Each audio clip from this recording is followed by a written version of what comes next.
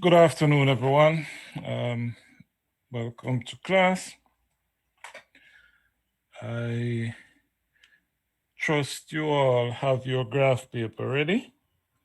If you don't, then I'm going to just pause for 5 minutes. No.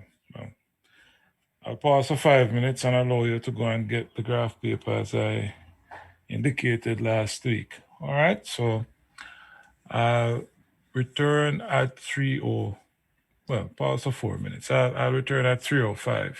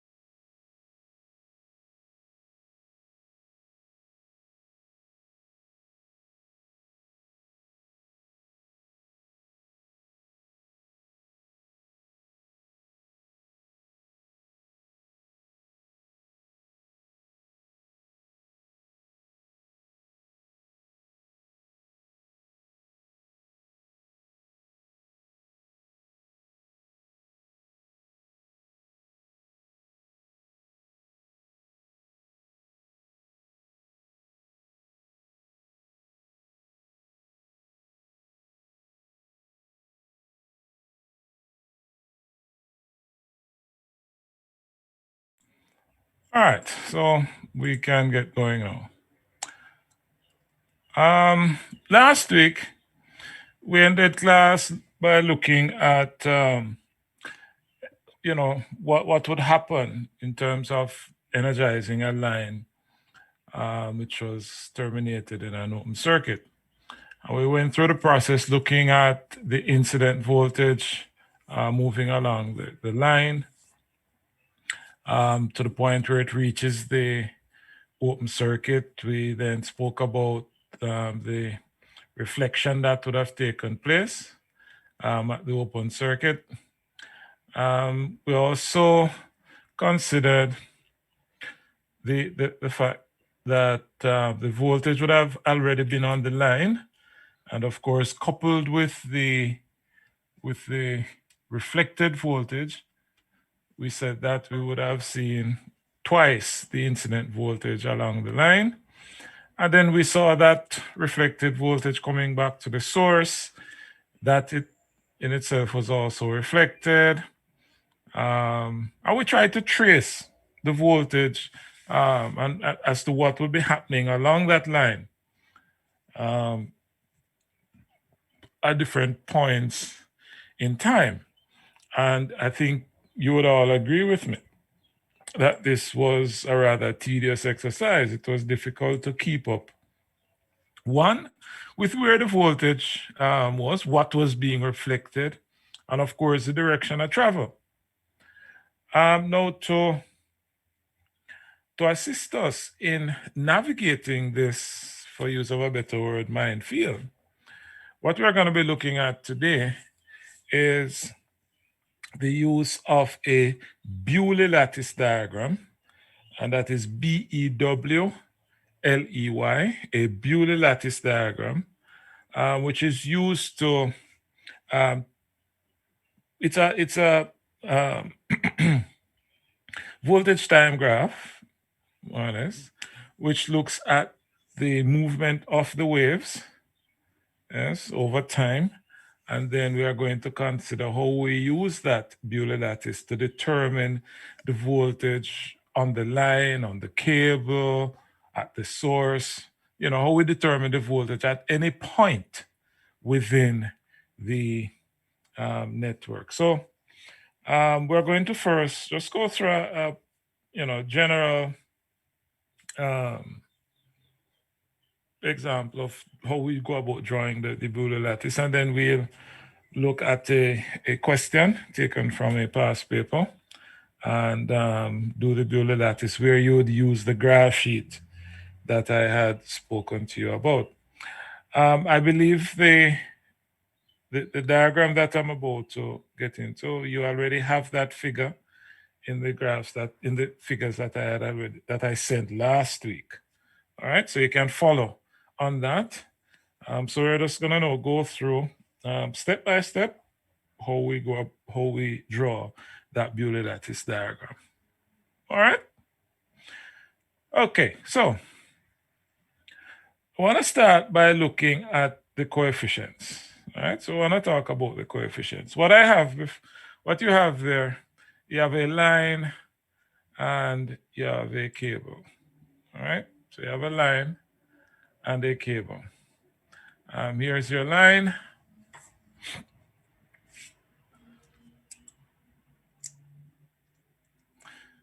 Let me just get this sorted. All right, so we have our line. All right.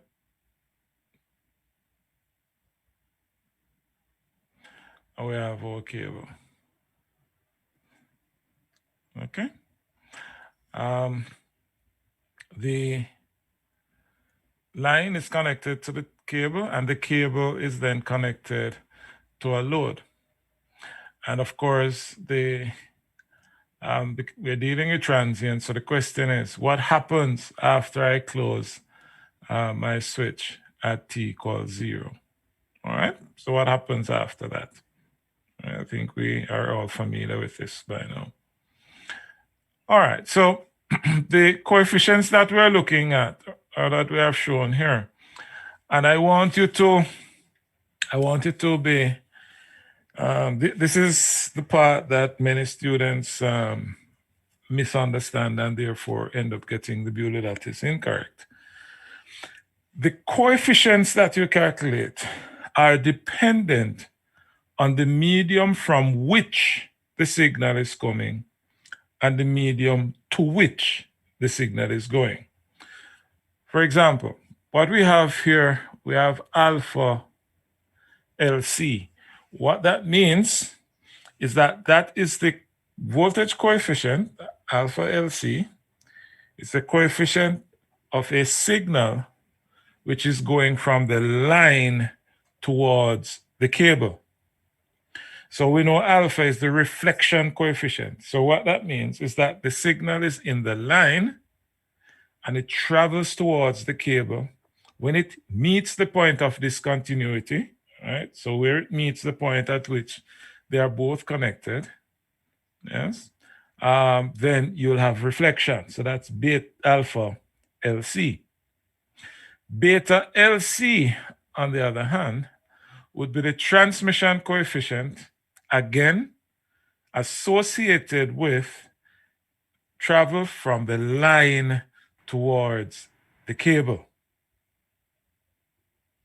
Now, what you will note is that alpha LC, so line to cable, would of course be the negative of cable to line, because alpha from line to cable would be the impedance of the cable minus that of the line over the sum. So the cable to line would therefore be the line impedance minus the cable impedance over the sum. All right. So alpha LC, all right. So alpha LC would be equal to the negative of alpha CL. All right. But of course, that relationship does not follow for the betas, okay? Because we know that beta is equal to alpha plus 1. All right? Okay. So the other coefficients that we have here, I'm using T to represent the load. So this is T. All right. Note, this is being reflected. So it's coming back. So it means that the signal in the cable and it's heading towards the impedance. So CT is cable to impedance. So what is reflected when the signal is going from cable to impedance? All right. Alpha LS. All right. That's the coefficient, reflection coefficient with a signal going from the line to the source. So we need to be absolutely clear about that. All right. It depends on which medium you're in and where you're going. All right. So once we have that clear, then we'll be good. So what's the first step? The first step is to, on your graph sheet, you then put in you then set up your graph, your two axes. On this, you'll be putting the length of the line, that's XL, and the length of the cable. And students, this must be drawn to scale. All right, so if the line is 10 kilometers and the cable is 5 kilometers, then I expect to see this distance being twice this distance. All right, so it must be drawn to scale. So we have the length of the line, we have the length of the cable.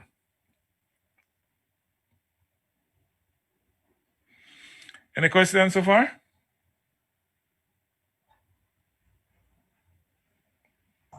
Sir, could you repeat what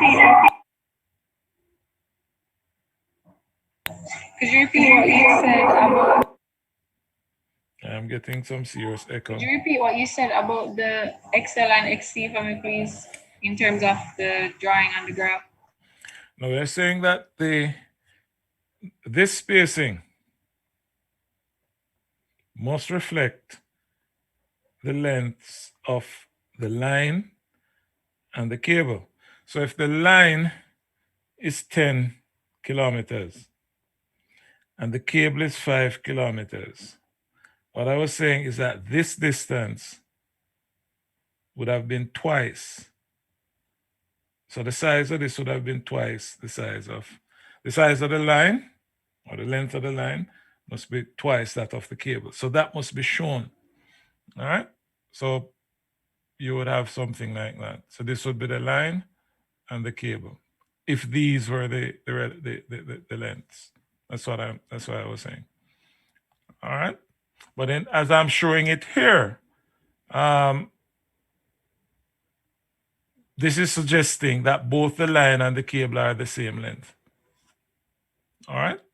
Because these two distances are more or less equal. But the long and short is that you need to draw it to scale. All right. That's the key. All right. So we first represent the lengths. We also need to look at the time. All right, propagation time. In other words, how long does it take for the signal to go through the line? How long does it take to go through the cable? Now, how do we determine that? Recall that we were able to find mu, and mu was the propagation speed. So we know how fast it would go through the line. So we'd have it for the line, and we'll have it for the cable. And once we have mu, we know that speed is equal to distance over time. So time would be equal to distance over speed. So the length of the line divided by the speed at which the signal will go through the line will give us the time it takes to traverse through the line. So once we have determined those times, we represent them. Remember, we're drawing this thing to scale. You have your graph sheet. You determine the scale that you want to use. All I will say to you is that you want to make your Beuley lattice as large as possible. All right, so don't try to use half the graph paper.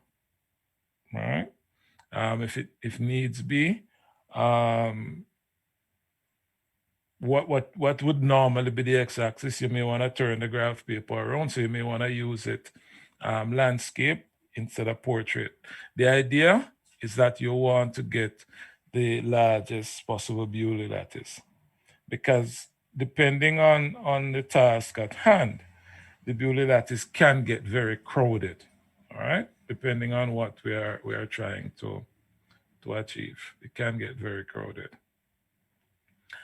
All right, so we have the line, the length, we have calculated the times, so we now need to put in those times. And what I'm showing here is tau L, all right? So tau L would be the time it would take for the voltage signals to go through the line. And also we find tau C, which is the time it would take to go through the cable. And I know it is looking like T, but it's really tau L and tau C. All right.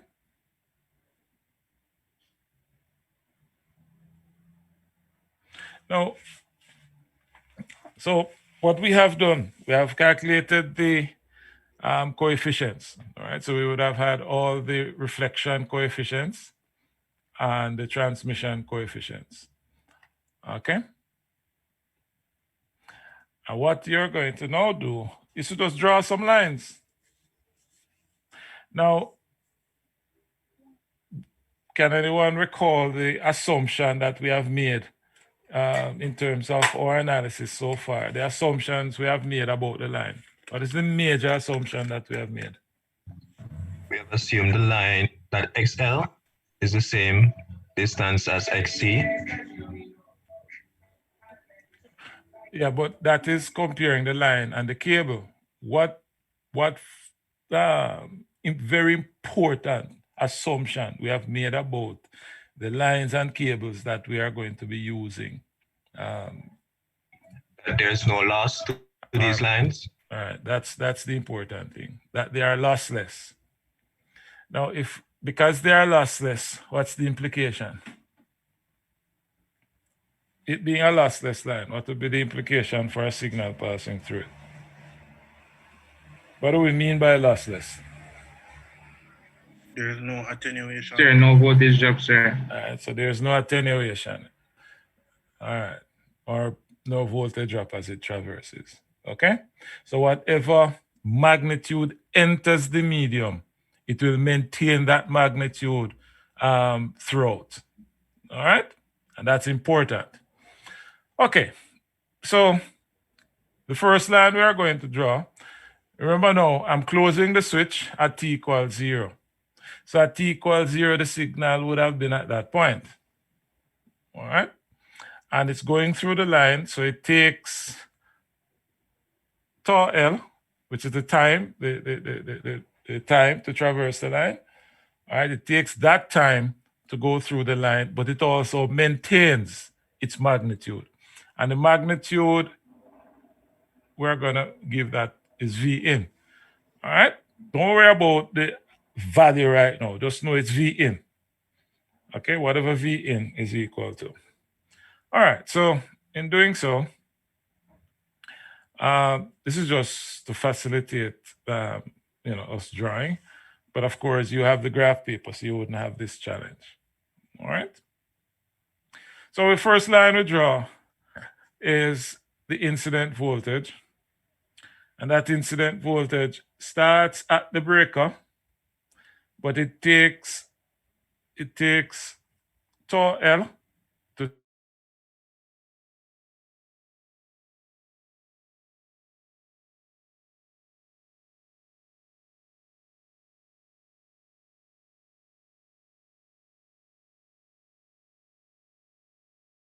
it at the end. However, I prefer that you put the arrow in the middle of the line. I'm just using the end because I didn't have the option in a PowerPoint to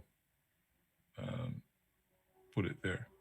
So once we have put in the arrow must show the direction of travel. That is very important because remember, we're going to be using this at the end and we need to know how to treat with this.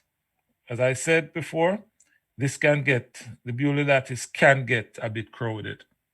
All right. And once you have drawn all the lines, you want to be able to easily interpret the information that you have produced, or interpret the data that you have produced.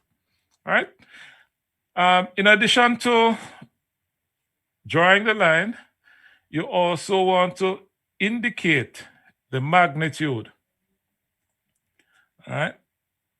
So whatever that magnitude was, in this case, we're just saying V in. All right. So we have V in. That's our first line. Now, what happens at this point? Now that it has reached the line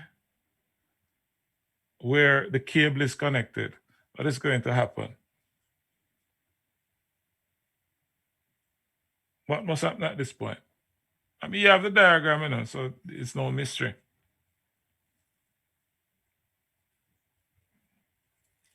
What happens at this point? Sir, it will be some will be reflected and some will be transmitted. Absolutely. All right. So we come to a point of discontinuity, because remember, point of discontinuity just means that you're changing media. All right. So you're moving from one medium to a next. That's what we mean by point of discontinuity. So as Ms. Henry just said, we are going to have reflection. We are going to have refraction. Now, question, in which medium is the line? Is the signal? Well, I'll give it away. In which medium is the signal? The line, sir. And where is it heading? To the cable. So which coefficient will we be using? Alpha. Alpha LC, sir. Alpha LC. All right. So in terms of reflection, we just draw that line and note it is using the same L because it's going through the line. So it's being reflected through the line. So it will get back to the source in the same time. as when it would have traveled from the source to the point of discontinuity. Okay. And as before, we label. So we draw the line and then we label. So whatever alpha LC is, we just multiply it by the incident voltage. And that's how we get this. All right. So that's the reflected wave. Now, the refracted or the transmitted wave, yes. Note the difference, however, is that it is now the time we are using is tau C. So it's now going through the cable. So the time that we would indicate would be the time that it takes to go through a cable. All right, through the cable, sorry. Okay. And we would indicate on the cable, on that line, beta LC, yes, times V incident.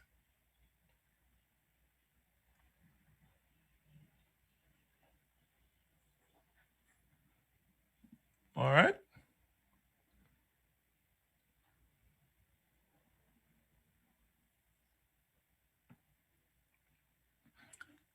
Are we clear on that?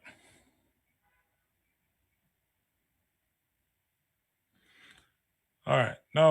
Yes, sir. Now this signal, it is going, well, first of all, it's in the line and it's heading to where is it heading? To the source, sir. To the source. So when it is, because it's heading to the source, what coefficient will we use at that point?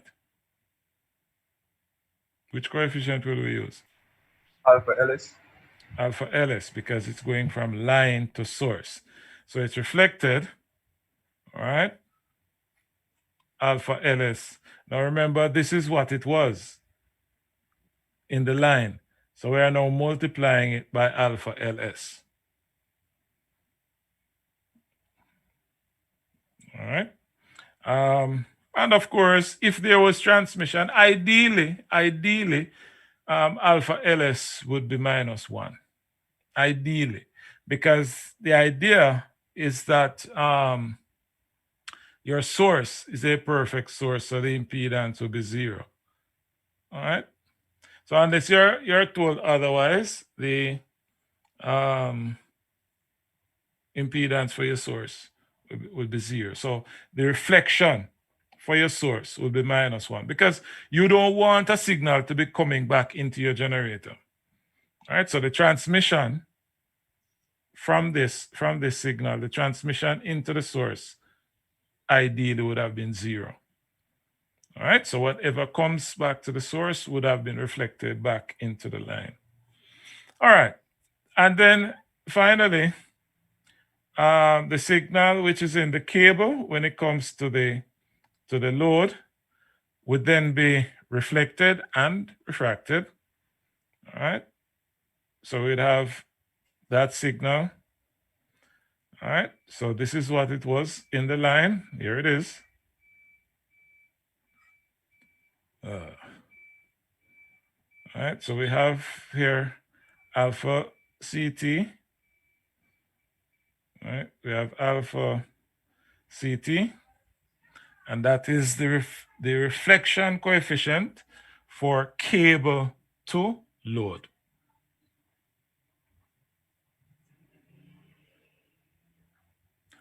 All right. Any questions? Is there anything that is unclear?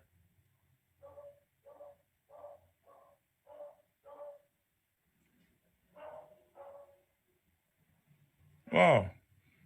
Sir? Yes, Donna. Yes, sir. Can you go over again how you got the line representing alpha LS, alpha LCVI? Okay. Now, VI is the incident voltage, and that is what would have been here when we close the switch, when we close the breaker. All right, that's VI. Now, at this point, the point of discontinuity, the signal is moving from the line towards the cable. So the reflection coefficient would have been alpha LC. So remember what in our lecture last week, when we found alpha, what it represents is the fraction of the incident voltage that is reflected. So this is telling us the fraction of VI that is coming back in the line. All right? Okay, sir. All right, cool. Anybody else? All right. So, since there are no questions, Sir, I have a question. mm-hmm. In an ideal system where alpha LS is equal to 0, it would imply that the gradient of alpha LS, alpha LC V1 is the same as the initial V1. Go again. I'm not sure I'm clear on the question. Go again, Miss Michael. In a system where the reflection at the source is 0, would it mean that the initial voltage transmitted has the same gradient as the reflection? You mean this one? Yes, sir. And the first one. It would, because they would let's see now. Mark you, all of these, this, they are simply representing distance, this distance, and this time. So the X and the Y values would all be the same. Yes, sir. You with me? Yes, sir. What you have to be careful, what you need to note, however, is that the magnitude represented by each of these are all different. Oh, okay, sir. So this magnitude, the magnitude for that line is VI, but the magnitude of this one is alpha LC VI. Oh, okay, sir. So which is why I was saying to you that each time you draw a line, you need to put in the magnitude. So when you come back at the end, having drawn the Beuley lattice, you then come back at the end to interpret what is there. Because the Beuley lattice is, drawing the Beuley lattice is quite simple. All right? But when you now need to interpret, because remember what we are trying to achieve. That thing we went through last week, I think you will agree with me that it was a bit tedious and you got lost somewhere in the middle. All right? Because you didn't know when VI was coming back or whether or not it was minus VI or you name it. Okay? That is what the Beuley lattice helps us to do, because the Beuley lattice is just a distance time graph. All right? And with that distance time graph, you will then have all these magnitudes that you will interpret at the end. okay, sir. All right. Okay, so having said that, let's just look at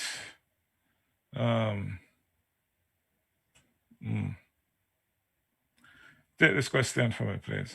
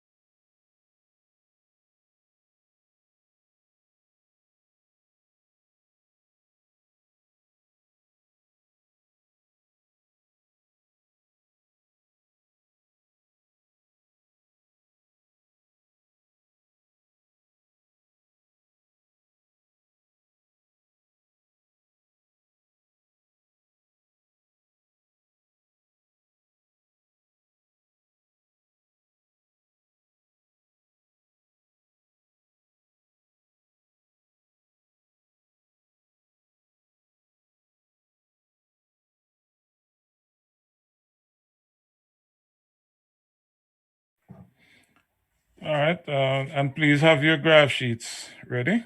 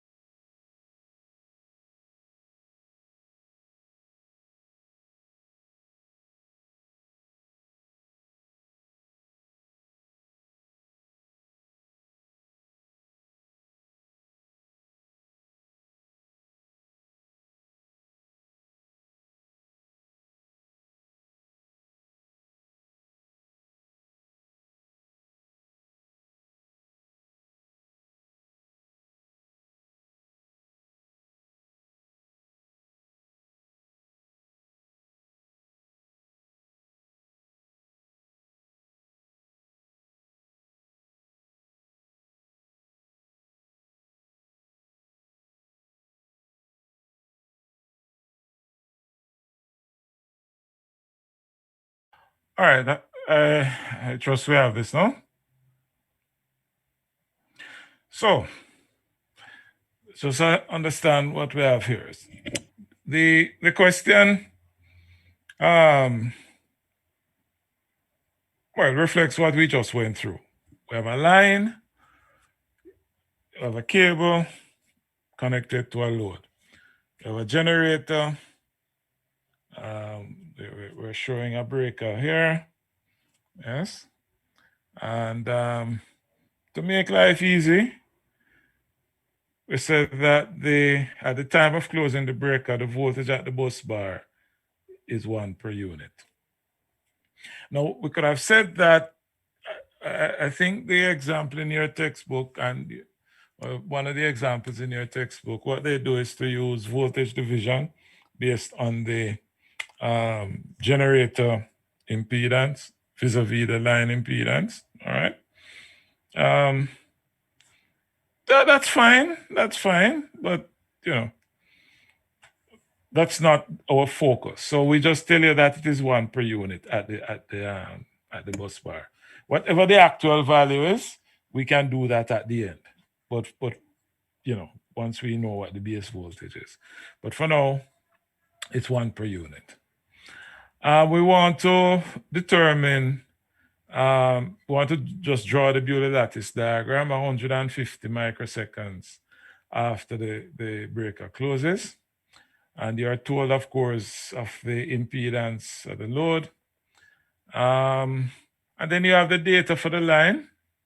Both the line and the cable are 15 kilometers. Well, this is a question. I'm not sure we'd have a cable that long, 15 kilometers. That's a lot for a cable. But anyway. And then the capacitance, 16 picofarads per meter. The inductance 0.7 microhenry per meter. And of course, the capacitance for the cable are as shown. Now, I hope I said it. I think I did last time, that we always try to use the SI units. So I could have given you the capacitance in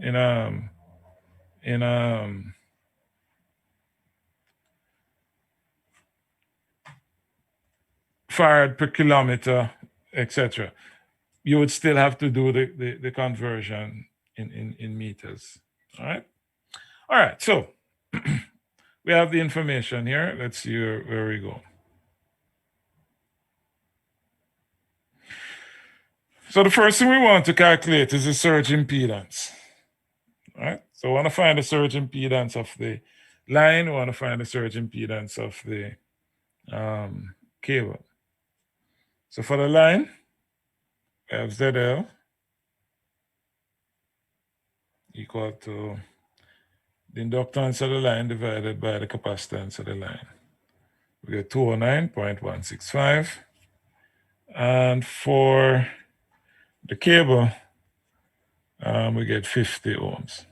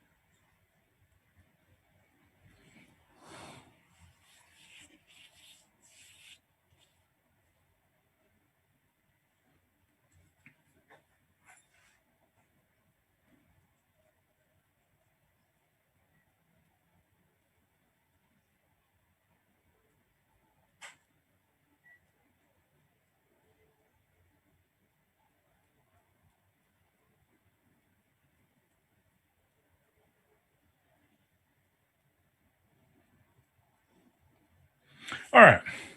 We also want to determine the propagation speed.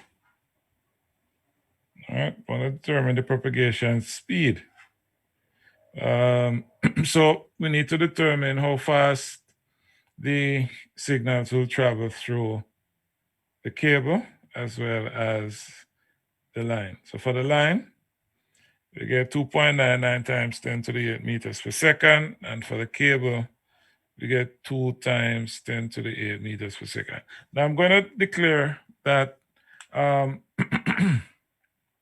values we got for, well, the values we are getting here, you know, it's in an attempt to balance a couple things. Yes. So what you have here in terms of the 2.99, I'll be using it as 3, and you'll see the benefit of that later on. Because if I use 2.99, the time you will get, it will be very difficult to represent that on the Beuley lattice. And the actual time that we're seeking to, the actual speed rather, we're seeking to achieve is really 3. All right.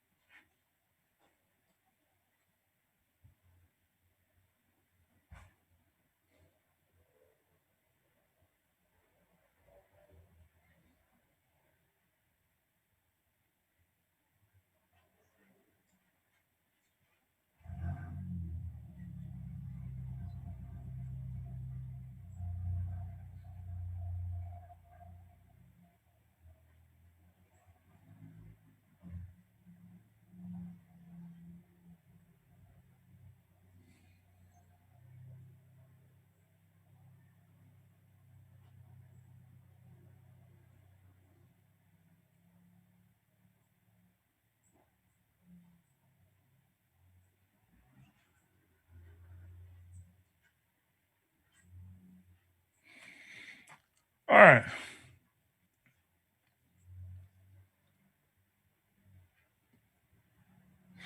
And you know, just note that in terms of the speed, we're really talking about the speed of light. All right.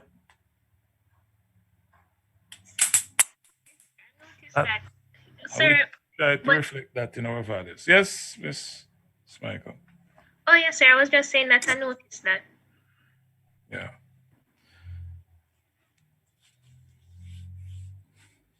All right, so now that I have the transmission speeds, all right, so we have the Z values, the impedance values. Now we need the time. And as I indicated before, the time would be equal to distance over speed, yeah? So for the line, it's 50 microseconds. And as I mentioned before, I'm using 3. Because if you use 2.99, yeah, then you would get, well, whatever you'll get. I have not worked it out, but it certainly will not be exactly 50. And you would have a challenge representing that on your graph sheet. So we usually try to give you values that would, more or less give you a decent time so that it can be easily represented graphically. And for the cable, it's 75 microseconds.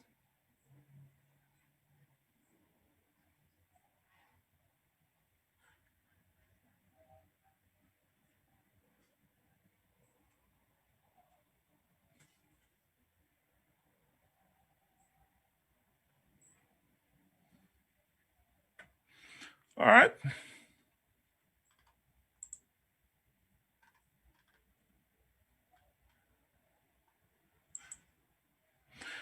So we have found Z, we have found mu, we have now found T. And really, I mean, that's the real important thing that you want. You want the time it takes to go through each medium.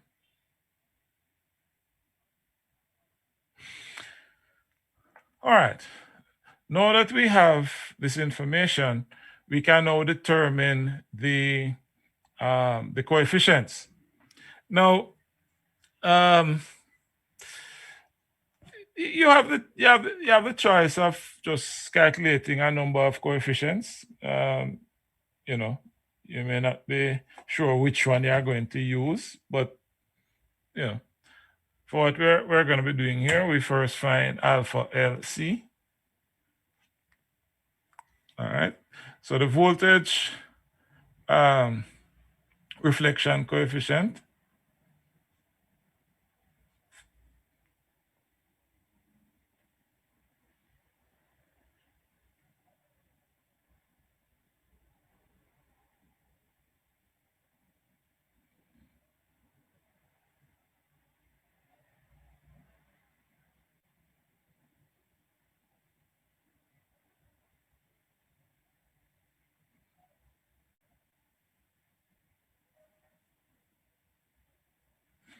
And we can find, as I said to you last time, we can also find the transmission coefficient, which is related to the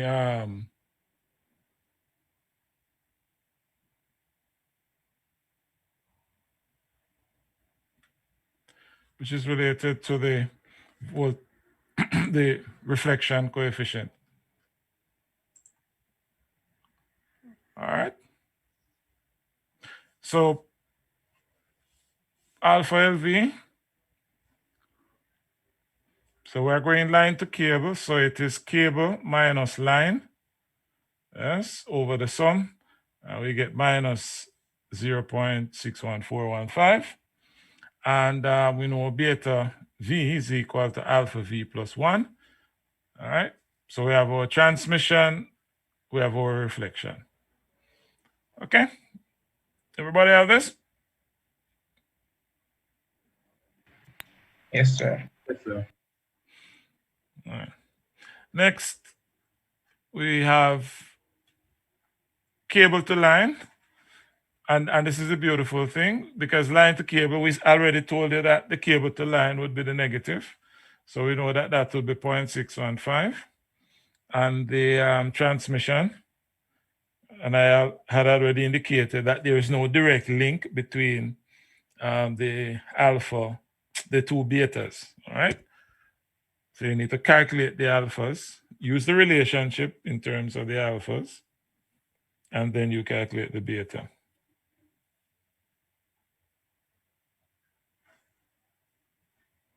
So when the signal is in the cable coming to the line, when it enters the line, you're going to multiply by 1.614415. And when it's going from the line to the cable, you multiply by 0.38585. All right.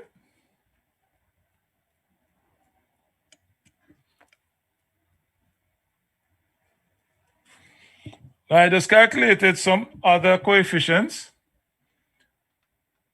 All right. There are other coefficients that we can calculate. I'm not going to go through the long thing. I just put them in a table. So from the cable to the load, all right.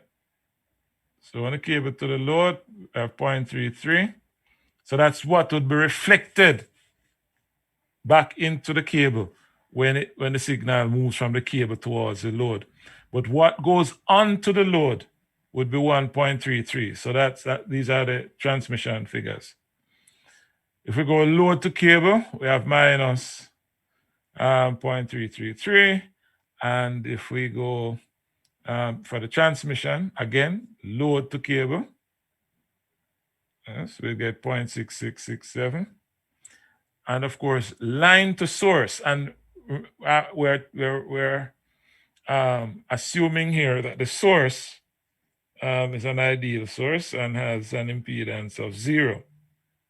So if it does, then the reflection would have been 0 minus Z line over Z line. So that would be minus 1. So in other words, whatever is heading from the line towards the source is reflected back to the line. And there will be nothing transmitted back into the source. All right?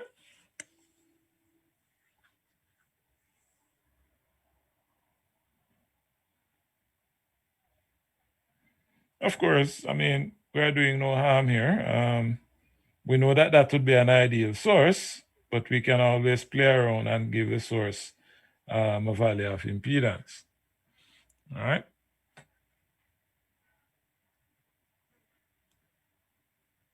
For the most part, it would be very small relative to the line impedance. But, you know, hey, in this virtual world, we can't do anything. All right, so now we have all this data. We have the time. We have the time to traverse the line and cable.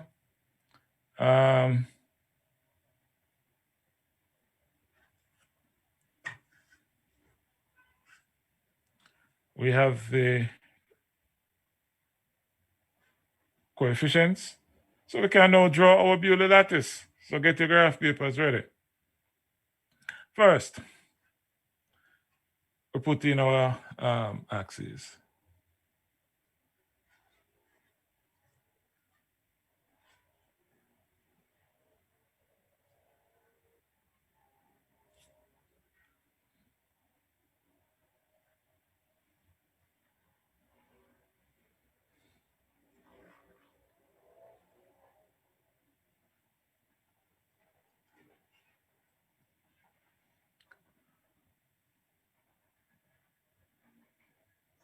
Next, we want to label.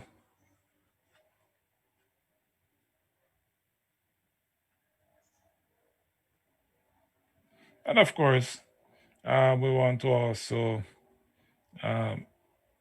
label our time axis.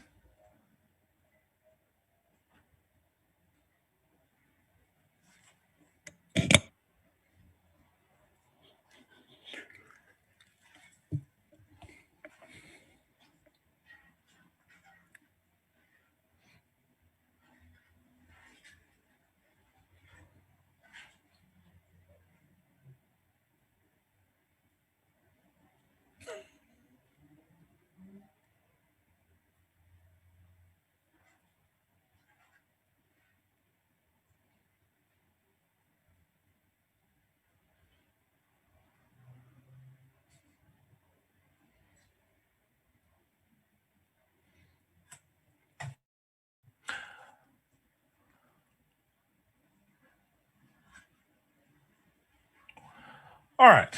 So now that we have the,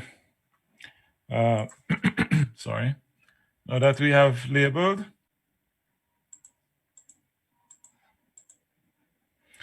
we want to draw our first line. We know that the time to go through the line is 50 microseconds. So we go on our horizontal and we draw a line. We already know that the magnitude, because we are dealing with a lossless line, it will be 1 per unit all along. All right? So it will remain 1 per unit.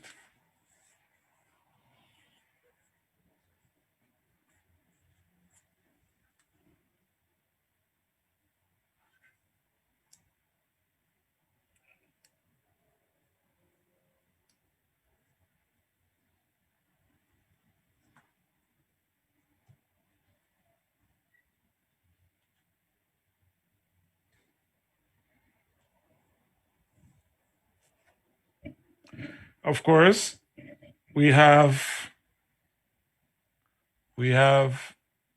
reflection. Yep, we have reflection.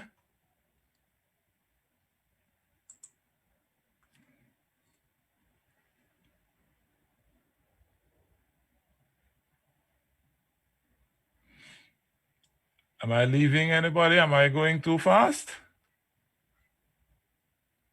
Yes, sir. Just a tad bit. Okay.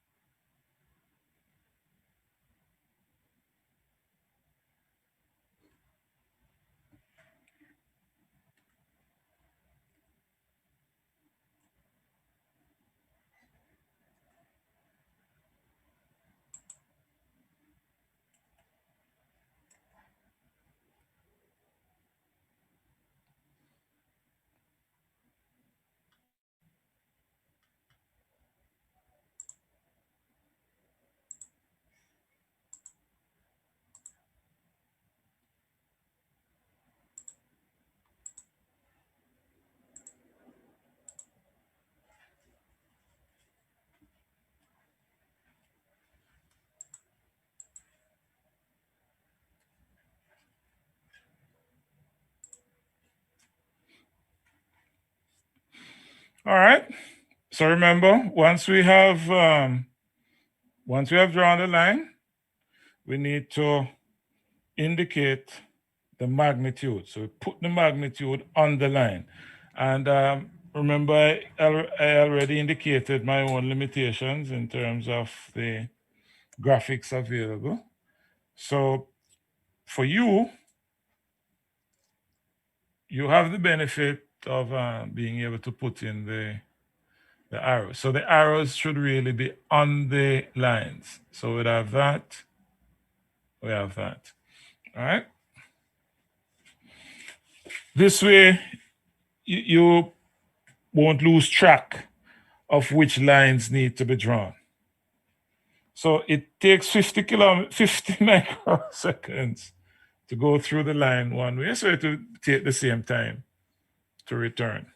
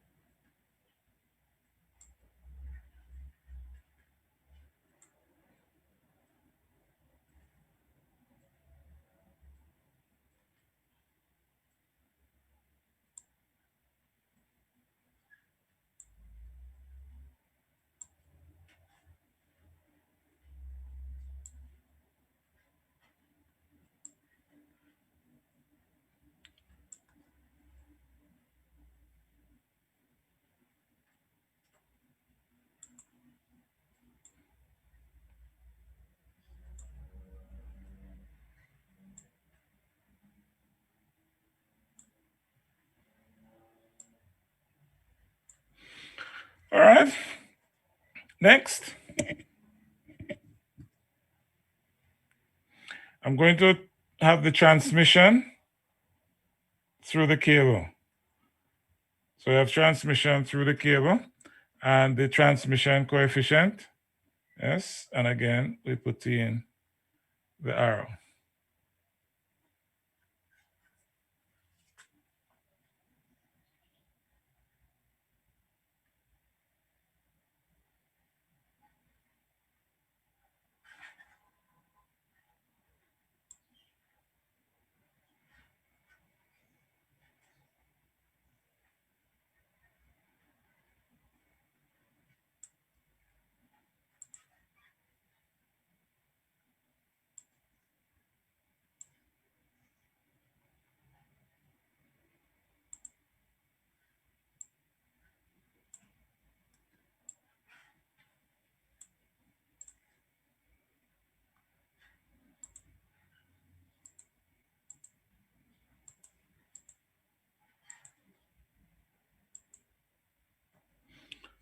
Okay. Now, of course, and this is one of the reasons you want to keep your arrows or show your arrows. I went over and did transmission. Now I come back to what was reflected. I have my magnitude, but I also have my arrow. So I know that I need to put on the reflection. Good. And it's telling me that that's the direction. It takes 50 microseconds to go through.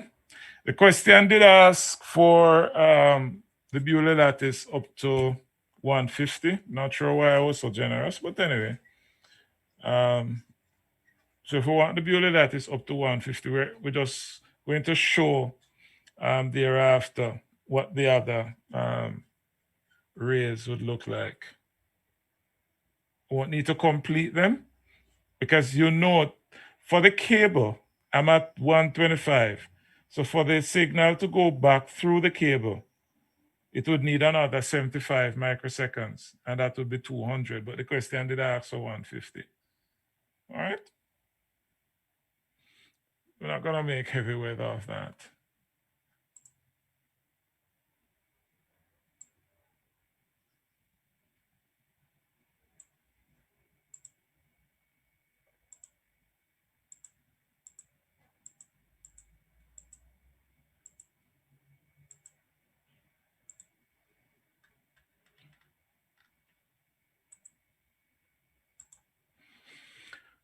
Okay.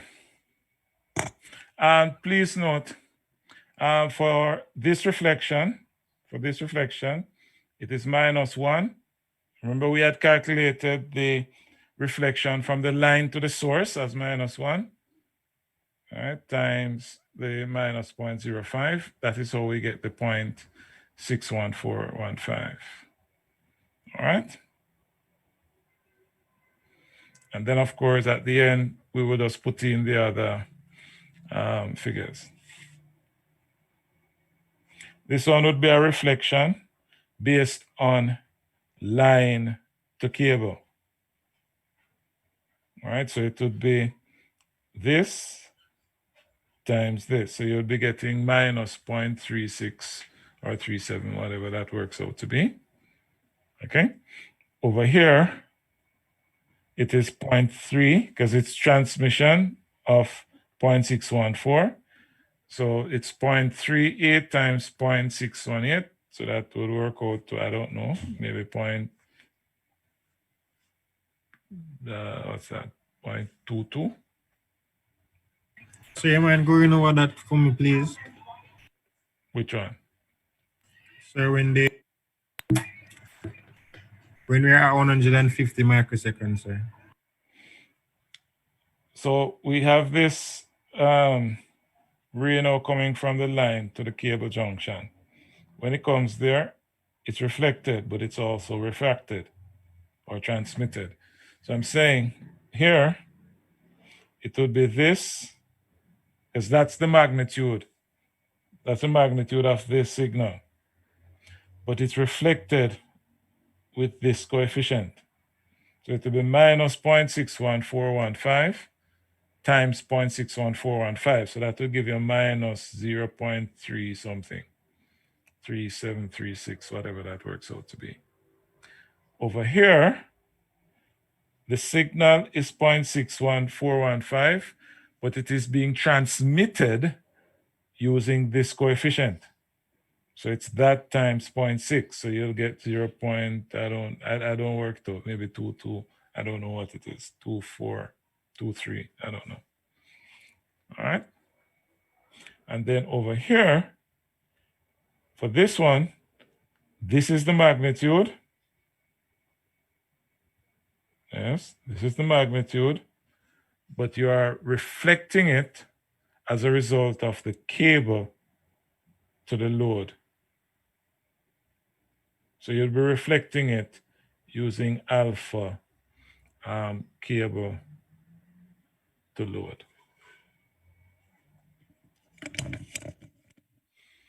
Right. Depending on what you label it load, whether you want to call it TRZ or whatever you call it.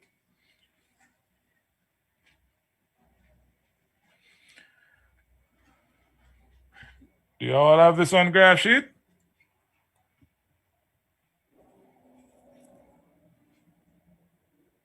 So give us a few seconds. Sir.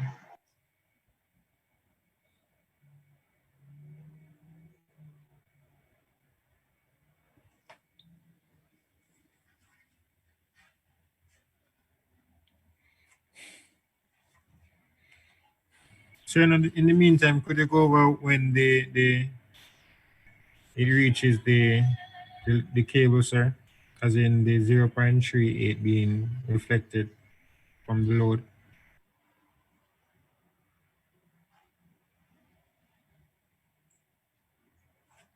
You mean over here? Correct, sir. I'm saying it's reflected, but it will be the signal is in the cable and it's heading towards the load. So you'll be reflecting it using that coefficient. So it will be CT.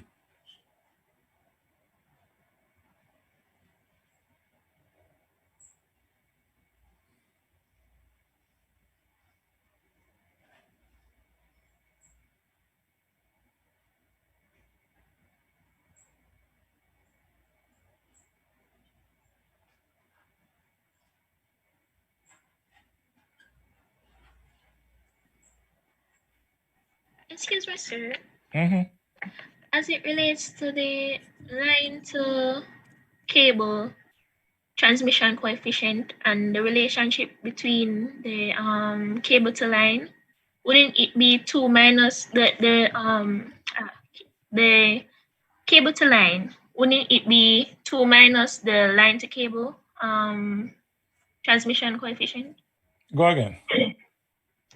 If you already calculated the line to cable transmission coefficient, wouldn't the cable to line be 2 minus the line to cable transmission?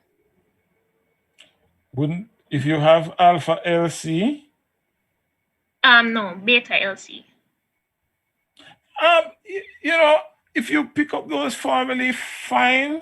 I try to be a little more cautious than that. Okay. So I prefer just to find the LCs. Yes, there are some relationships there. But I would strongly encourage you just to, find the alphas and then add the 1 to it. Okay. But I see where you're going, but I want to reduce the number of formulae that you really want to be introducing here. Yes, sir.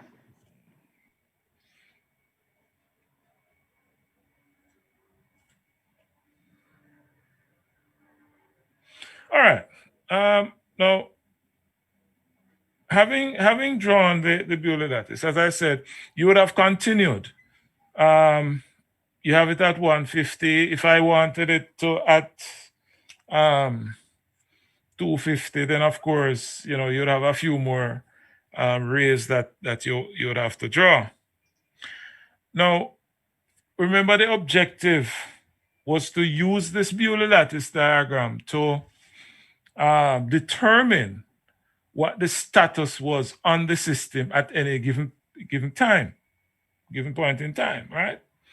And one of the common questions I ask is determine, for example, the voltage in the middle of the line, right? How do we determine the voltage at the middle of the line? And it is a very simple exercise. What we're going to be doing is simply to look at the middle of the line. What is it that is happening at the middle of the line? So here am I as an observer, right? And I'm observing what's happening at the center of the line. All right. So, and this is why it is important that we draw this thing to scale. All right. So we are looking at the center of the line. Now, if you are just focusing on the middle of the line, and I'm emphasizing middle here, if we are focusing on the middle of the line, as an observer, what would you see after 10 microseconds? Remember, you're just focusing on what's happening at the middle of the line. What would you see at 10 microseconds? Nothing, sir. Absolutely nothing. Why?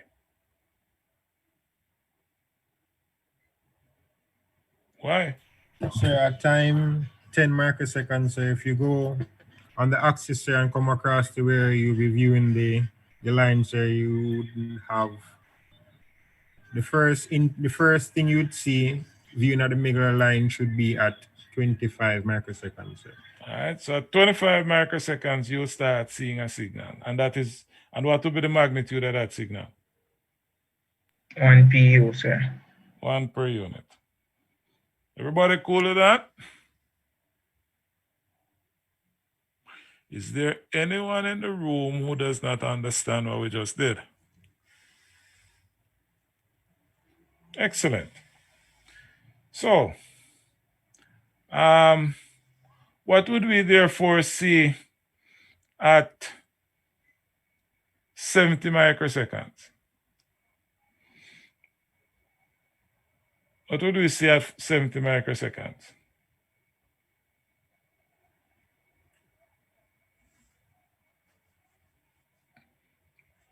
Talk to me, man. Sir, the reflection at a magnitude of minus 0.614. All right. So listen carefully, you know. I was just told that you wouldn't see anything until 25, yes? And I was told that what you would see is 1 per unit. What would you see at 70? Sir, nothing, sir. Eh? Nothing. Remember, I'm looking at the middle of the line. See the 1 per unit signal, sir? You'll still see the 1. It would not change. All right? Because remember that voltage is on the line, you know. It's not going to disappear. When will it change? 100 micro. 175 microseconds. At what? 75 microseconds. At 75. Because at 75, it will start to be influenced by this reflected wave. We are not worried about what the overall effect will be. What I'm asking is when will it change? So it will change when it starts being influenced by that signal. When next will it change? Let me see if you get the gist of it now. 125 microseconds, sir. 125. And you can note this because at the middle of the line, what you will see, all right, when we look at the middle of the line, all right, what you are seeing is that you are getting a change only where that middle crosses a signal. So you'll start seeing seeing it at 25. Where it crosses, you go across, it's at 25. You go across at 75. You go across at 125. Okay. Now, as you go along, you will note that the signal coming from the cable will start to impact the voltage on the line, because further down, yes, it's gonna come over, and you're gonna have more reflections, etc., from the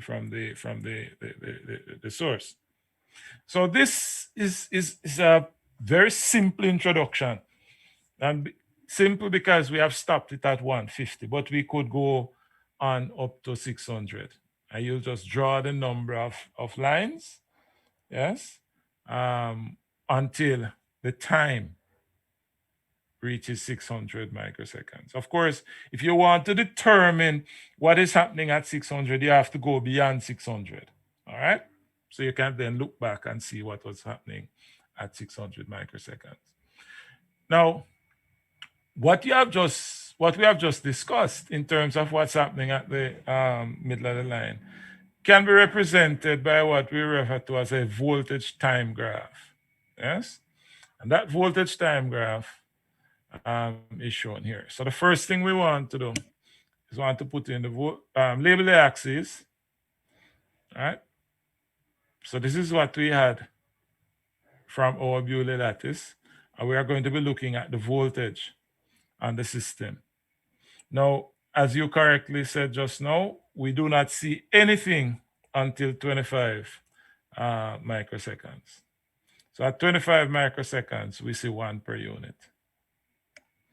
The question is, how do we now determine what happens at 75? At 75, what we then see is 1 per unit plus minus 0.61415. All right. And of course, that gives us 0.38, whatever it is, 38585. What do you go to that?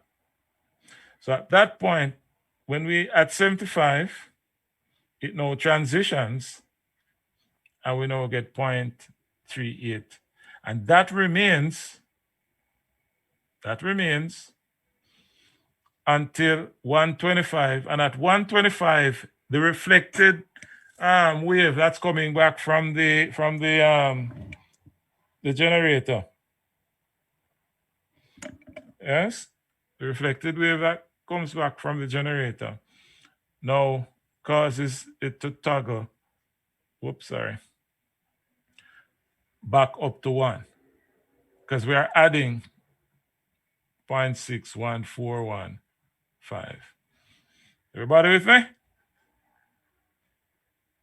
No, sir.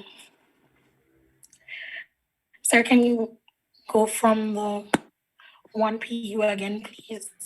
All right, so from 1 PU, look back at your Beuley lattice. You're looking at the Beuley lattice? Yes, sir. All right, so do you agree that at 25 microseconds, if you are looking at the middle of the line, that's the key. We're looking at the center of the line. Yes? So if it takes 50 microseconds to traverse the line, then it must take 25 to reach the center of the line. Agree to that? Yes, sir. So at 25 is where you're going to start seeing a voltage. But nothing happens in the middle of the line between 25 and 75. So therefore, it will remain 1 per unit. Remember, it's a lossless system, so it remains 1 per unit. At 75, what you then do is to add the signal that you're seeing. Because remember, what's the theory on which all of this is based? A wave theory. That's where we started, we started looking at the distributed parameters. We're talking about wave theory. How do you add 2 waves? Just add them along verticals, isn't that so? So you're either gonna have constructive or destructive. Oh God, whatever, right? So it's either going to be additive or subtractive. Yes? So here it is 1 per unit, but you then add minus 0.614. So when you add that negative, it drops to 0.38. But the next signal you see, which occurs at 125, now brings it back up to 1. Okay, sir, I get it. All right. Now we stopped at 1. We stopped the graph, the Beuley lattice at 150. But what I will say to you is that as you continue this voltage time graph, what you should expect is that the voltage will fall again. It's gonna fall again, but it may not fall all the way to 0.385. And then it will come back and it will go back to 1, fall, go back up. And what you are seeing here is that the drops that it will experience get smaller and smaller till ultimately it will be at 1 per unit. Now, when it's at 1 per unit, what is it that would have occurred? Attenuation, sir. Huh? Attenuation, sir. Where you get that word from, Baba? If it now reaches 1 per unit. Steady state. Steady state. Thank you. Remember, what the topic we're dealing with again? Transit. No different from what we spoke about in networks too. So we would now have reached steady state, or in other words, based on what we said at the start of this topic, the line would now be considered to be fully charged. So we would have charged the line. So the line would now have assumed the source voltage, which is why we said at the beginning that when you energize a line, it doesn't immediately or instantaneously assume the system voltage. Right? That's why you sometimes you have a power outage. When the power is returned, you might see a light, your bulb flicker. So you get a flash. All right? That's a transient. And then it come on and it bright. Let's hope it not get too bright, because that's another problem. All right? So we would have charged the line, we would have now reached steady state, and our line would have assumed the system voltage. The same thing, if we did the same analysis to the cable, we would have also attained the system voltage. Any other question?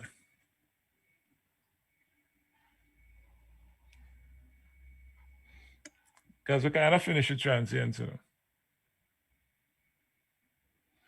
Any other questions? All right, there be no other questions.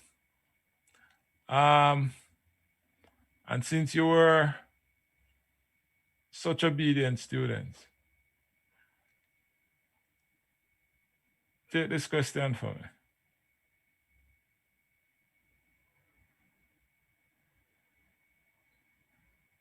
And while you do that, I will take today's register and then make another announcement.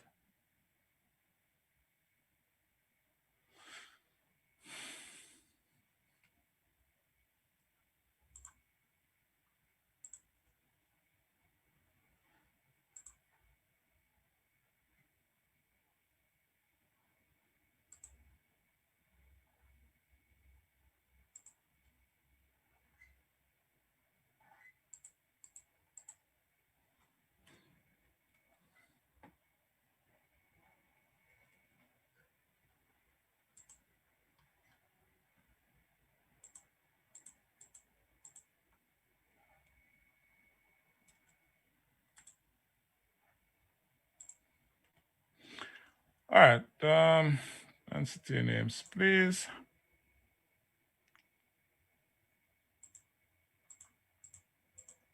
Okay, Adams. Yes, sir.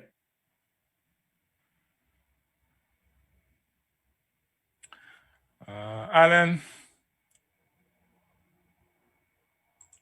Barrett. Here, sir. Blake. Present. Blake Tevon. Blake, Rajay, Blake. Present, sir. Both of you, all right. Bruce. Here, sir. Buckley. Present, sir. Burns. Here, sir. Campbell. Present, sir. Copley. Here, sir. Crosdale. Here, sir. Daly. Here, sir. Donna. Here, sir. The places.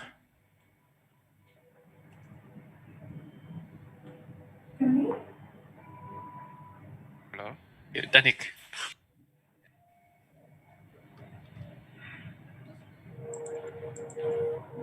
Sir, can you hear me? The places. Yeah, present. Okay. Dwyer. Here, sir. Ellis. Here, sir. Ferguson. Here, sir. Finley. Here, sir. Francis. Here, sir. Gibson. Yes, sir. Henry. Here, sir. Henry? Here, sir. Yeah. Hewitt. Here, sir. Jeffrey. Here, sir. Johnson.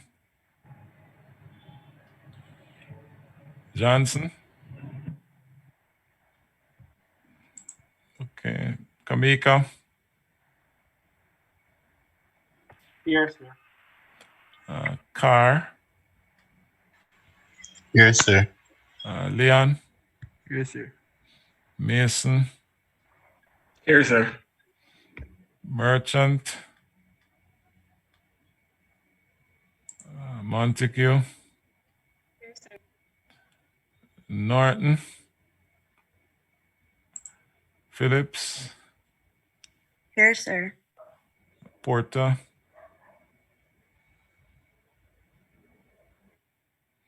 Ramsey. Here, sir. Reddy. Here, sir. Here. Reed Christoph. Present, sir. Dario Reed. Here, sir. Russell. Here, Russell. sir. Shand.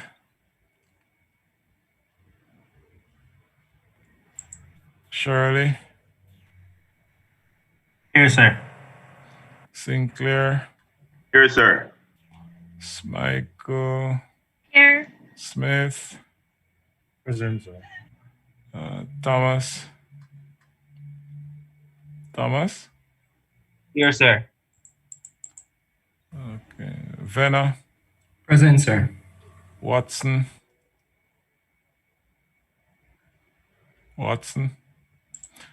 Williams.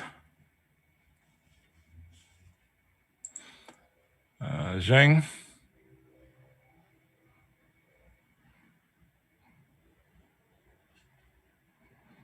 Okay.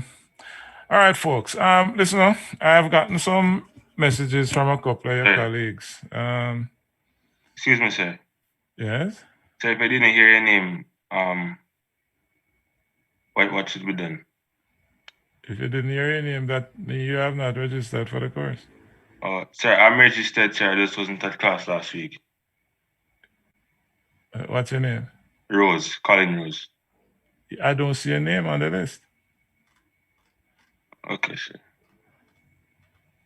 I'm gonna have to call the school then, as I'm registered. Not the school, I'm talking about on Schoology. I don't see your name there. Sir, I was removed from the class last week after last week's class, and I emailed you about it. That was.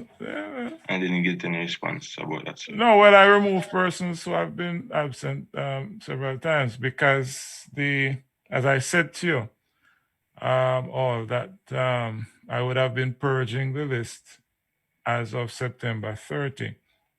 So, persons who were here on the list and not attending class regularly, I just remove them. And that's what happened to you. Okay, sir. Additionally, I have now gotten the list from the school, and I'm seeing that a number of persons here are on that list as not being registered. So please sort that out. Part of the implication not being registered is that I would not mark your work. All right, so please sort that out. I'm not gonna bar you from coming to the classes, but we're not going to spend the extra time marking your labs and your assignments, etc., etc. Okay. Yeah. Let me also apologize. It was my intention to have the last assignment that you submitted returned to you. However, there were some issues with Schoology. So some of you would have seen the assignment marked, while the majority would not have seen any grade. I'll try to get that sorted out soon. All right, so my announcement now. It's because I want to ensure that people are doing the work and making sure that you're not just sitting down and suggesting that you're in the class. And you would have noted I have said it several times this afternoon about your graph sheet. All right, so do me a favor, no? The question that you have before you, I'm assuming you have taken it already. Fair assumption. Excuse me. Fair assumption. Not completely, sir. All right. I'm not going to remove it just yet. What I wanted to do, it's now 4:38. So, because you ought to have been following me in class with the last, in going through the exercise, I wanted to just upload the graph for me. The link is already there. So upload it right now, please. All right. It's transient classwork. I thought I would have been finished. So it's 4:40. So you have 5 minutes to upload it. Just take the picture and upload it for me to the link. All right. I will leave this. I will Before leave. this or for this quick. I will. Pardon? Before this or for this question. I said what we were going through in class. You ought to have had it on the graph sheet. So I'm saying just upload the graph sheet for me, and you have 5 minutes to do that. You understand now? So I'm not asking you to do anything additional right now. I just want you to upload what we were going through, just for me to verify that people are actually, doing work.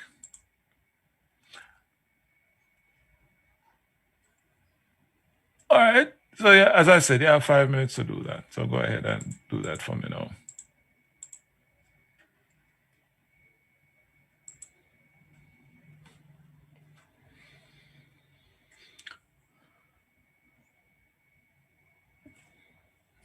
And once you have uploaded, you can then come back and finish writing down this question. And once you have written down the question, that is it for me today. Next week, we start our new topic. Sir. Yes. There's no button saying submit assignment. Pardon? There's no button saying submit assignment. Well, it's there. Maybe you need to just refresh the page. It says transient classwork. Yeah. Yeah, but I don't see the link. I don't know. It's there. Should be there.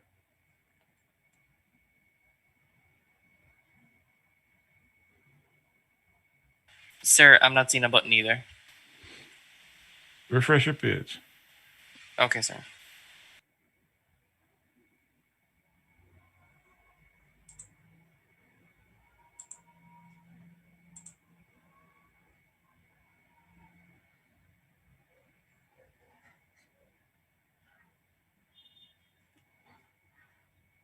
Seeing it now? No, sir, I'm not seeing it. Have you refreshed your page? Yeah, I've refreshed my page. I've closed Schoology completely and reopened it. Sir, it's saying locked on my side, sir. It locks at 4:45.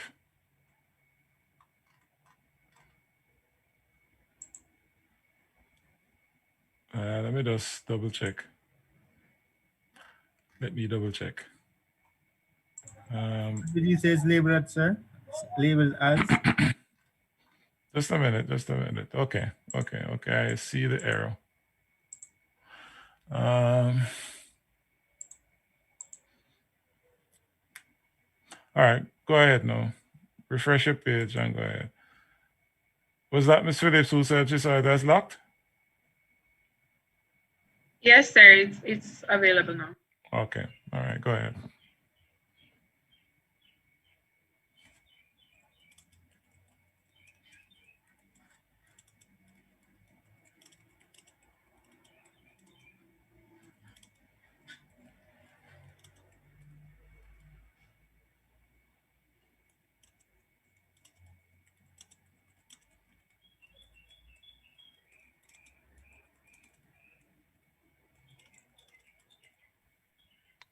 Sir.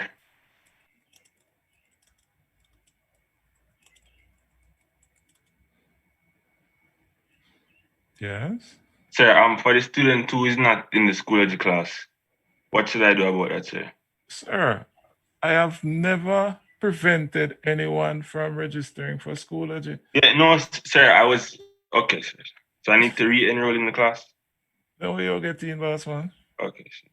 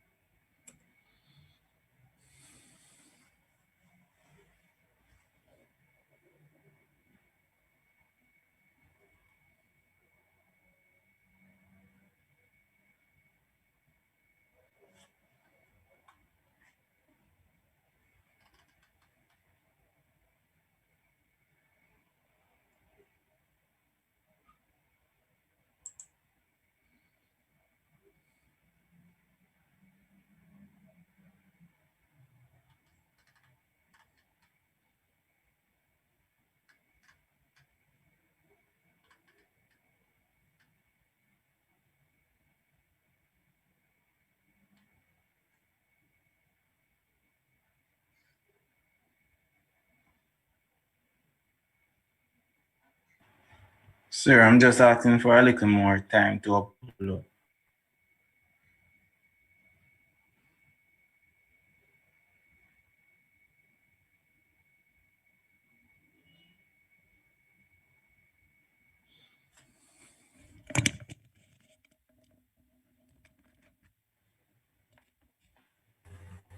Excuse me, sir.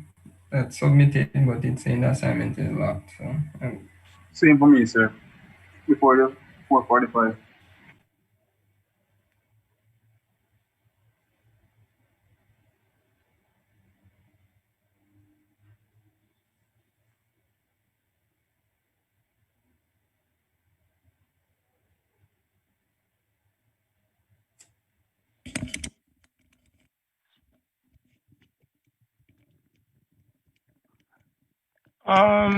Students, just a couple things I need to note. I needed to note. I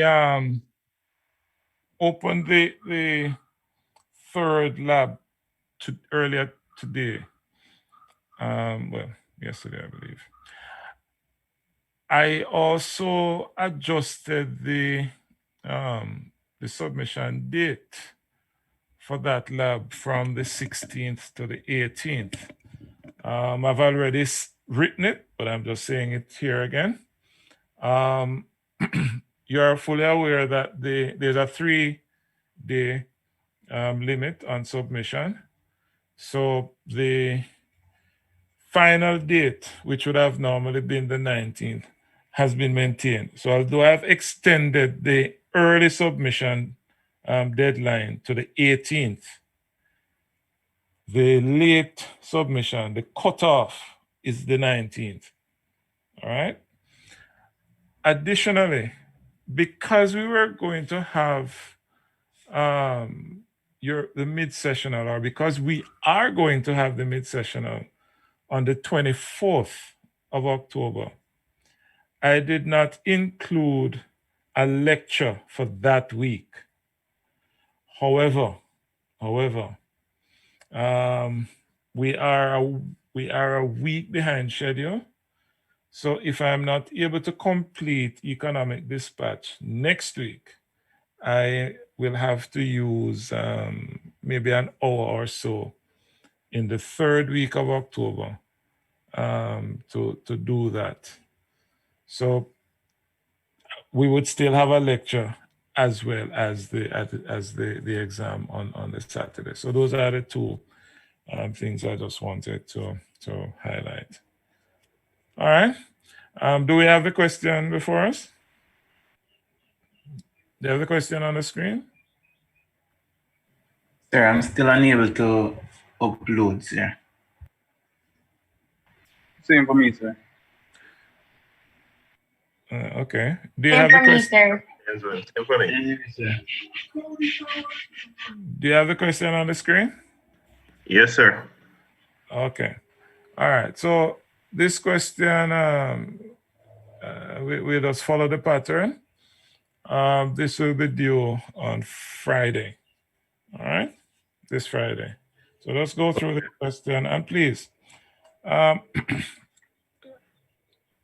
are a couple assignments that I've looked at already, and I know you're not in my presence doing the work, and it's not an exam, but